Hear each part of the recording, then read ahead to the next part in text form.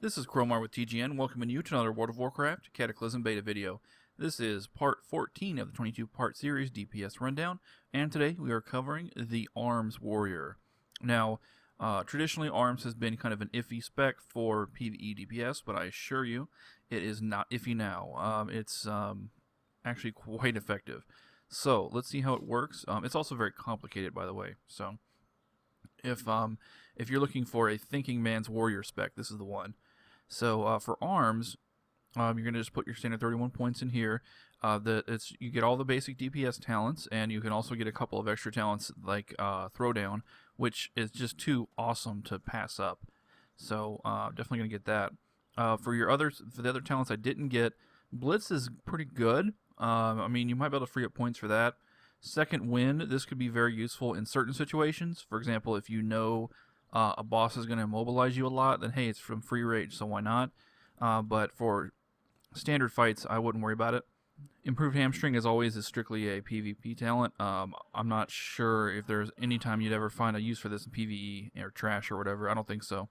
Drums of War, I mean, Pummel only costs like 10 rage anyway, so who cares? It's not that important. But you can consider it if it's something that interests you. Now for your extra talents, 3 go into Insight. Now you're not going to be using Heroic Strike a whole lot in this rotation. You're going to use it just for Rage Dumps and when Battle Trance procs and when Insight procs. So I guess you'd use it a few different times. Blood and Thunder, this is a fantastic situational talent. Against single target DPS, there are single target mobs, there's no point, but there's many situations where this will actually help a lot with killing ads. Then for the remaining talents in Arms, of course, wanted to get Executioner. Now, keep in mind, if you have Insight and Executioner, there's no way to get Blood and Thunder. So you would have to sacrifice one of these two talents for Blood and Thunder if you wanted it.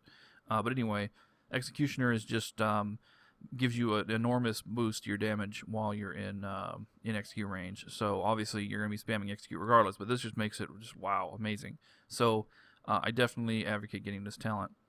For your other two talents here, Battle Trance is not a great talent because it comes up so rarely. I mean, it's like, I've been doing some tests here, some DPS tests, and I'm getting it like once every 3 million damage or so. I mean, it's really bad. The only reason I'm taking this is for Executioner.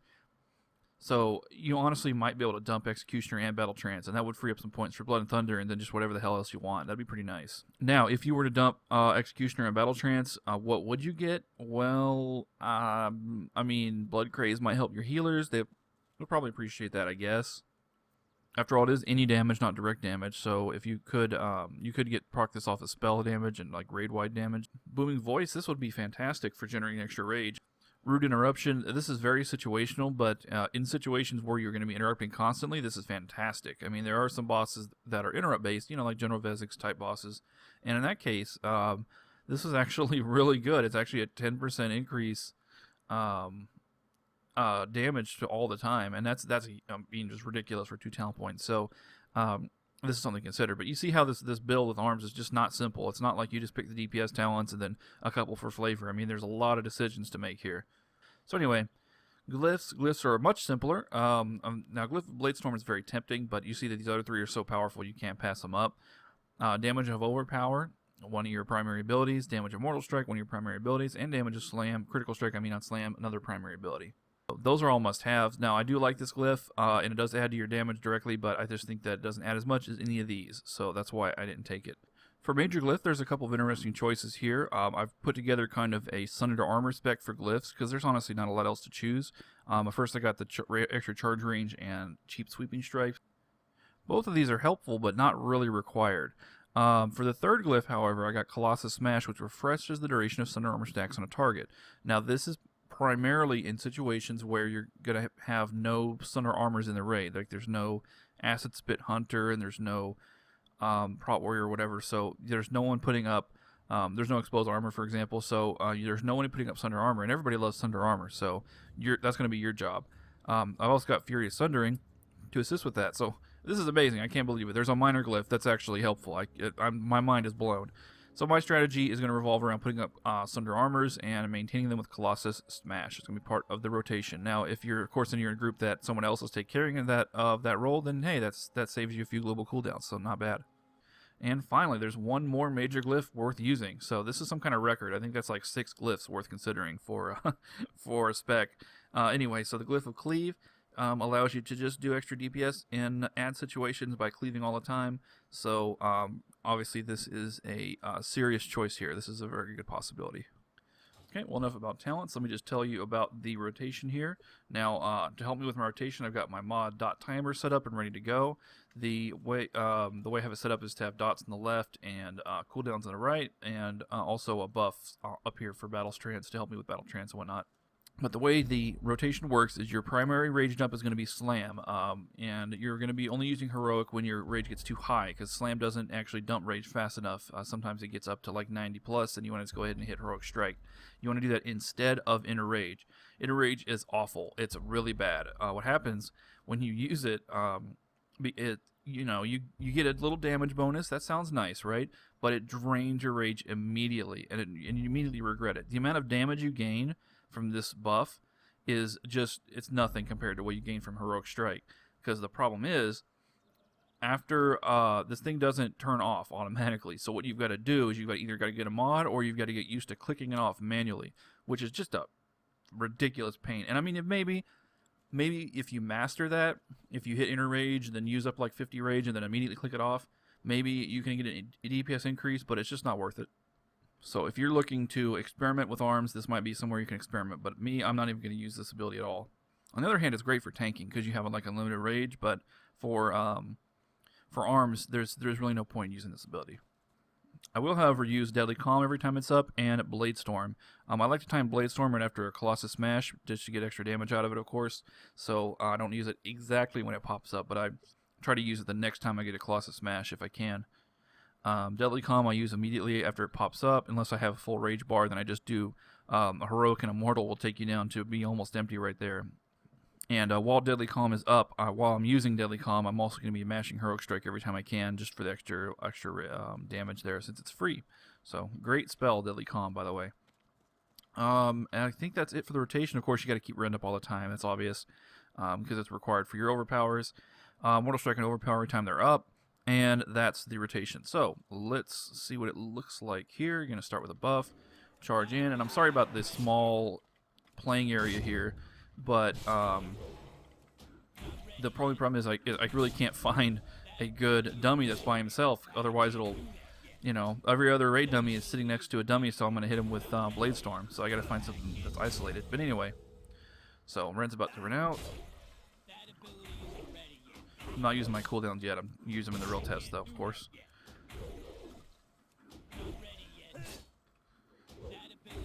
Overpower's up.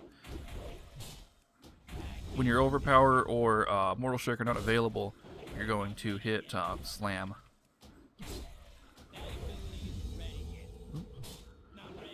Overpower popped up. Okay.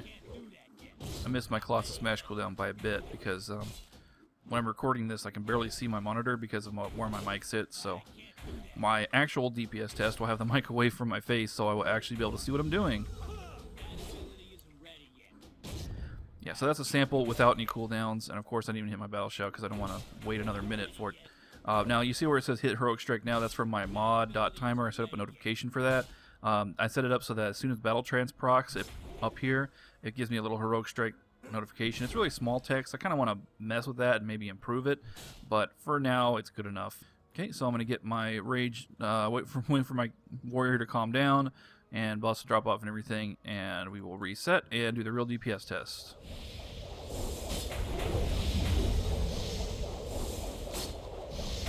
Not ready yet. I can't do that yet.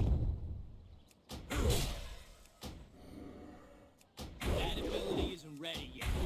Not ready yet. I can't do that yet. Not ready yet. That ability isn't ready yet. I can't do that yet. That ability isn't ready yet. Not ready yet. I can't do that yet. That ability isn't ready yet. Not ready yet. That ability isn't ready yet. Not ready yet. Okay, let's see those results. Now, I left this running a lot longer than usual. I actually went about 4.3 million damage, simply because I wanted to get as many procs of battle trance as I could. I got 2. Yes, 2 procs of Battle Trance. 15% chance on Mortal Strike. So this talent is awful, just awful. And I really wish I could take those points out and put it into the healing one. I probably am going to do that for rating, simply because Battle Trance is just garbage. So anyway, on to the damage done here. Okay, we have Slam #1 ability. That's pretty insane, but it's also pretty common. Slam is pretty awesome now. It does a lot of damage. You look at that average crit, 28k. So it is quite powerful, and you can use it all the time. The Slam, Overpower, Mortal Strike counts are about equal, which is exactly what it should be. You should be rotating between the 3 quite a bit, hitting these when they're on cooldown and hitting Slam as a filler. Sometimes, you know, you got your global cooldown locked and you pretty much can't Slam. Then other times you find yourself able to Slam like 3 times in a row. It just depends on how things happen. So there's more Overpower and Mortal Strike. Overpower, of course, critting a lot as it's supposed to. And then your melee at only 12%, which is a good sign. If your melee percent is low, that means you're using your abilities properly. Opportunity Strike is the mastery. It added about 10% of your damage. They buffed it recently. 22% chance to attack additional melee attacks. So this is your old sword spec from back in the day, and it is now a mastery. So anyway, it's pretty good. I mean, it performed as expected, I suppose. I mean, 10% is not bad, so I don't have any complaints about this just yet. I just gearing. If you're gearing for mastery, well, it's okay. I'd rather gear for crit, honestly, with this build. I'd rather gear for haste as well.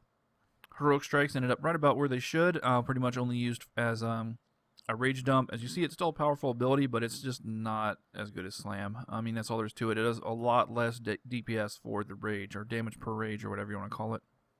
The only nice thing about Heroic Strike is the convenience. It's off the global cooldown, so you can use it whenever you want. So it is a pretty good ability for that reason.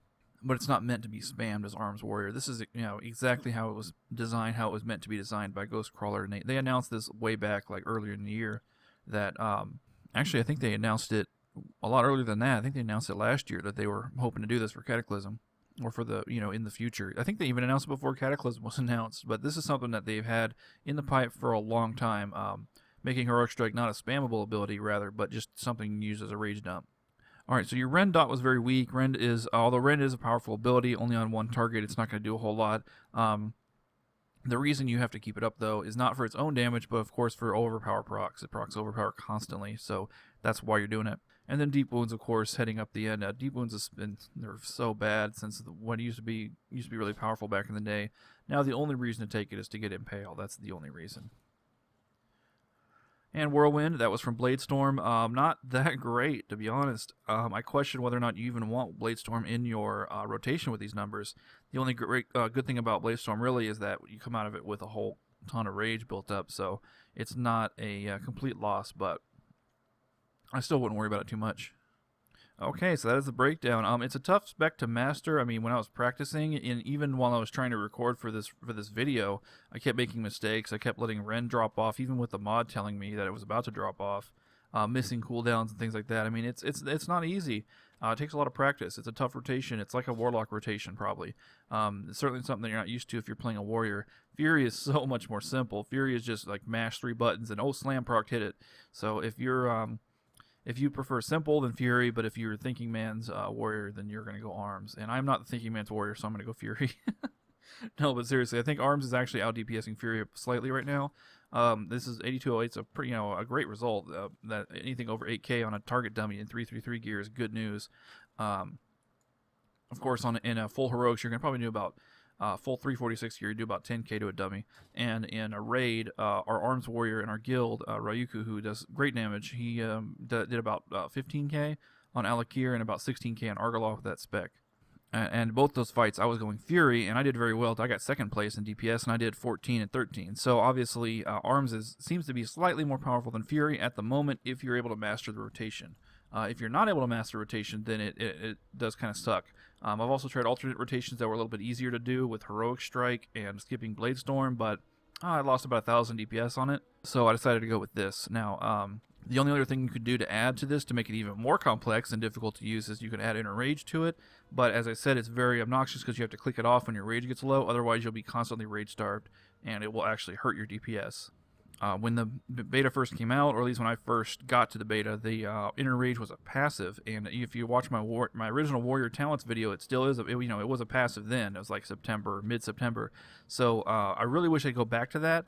What it did before is it procced when you got up to really high rage, and then it automatically dropped off when you got to low rage. So it was pretty awesome, but now it just sucks. So anyway, so that's it for the Arms Warrior for today. Thanks for watching. This was Cromar for TGN, asking you to, as always, please rate, please comment, and please subscribe.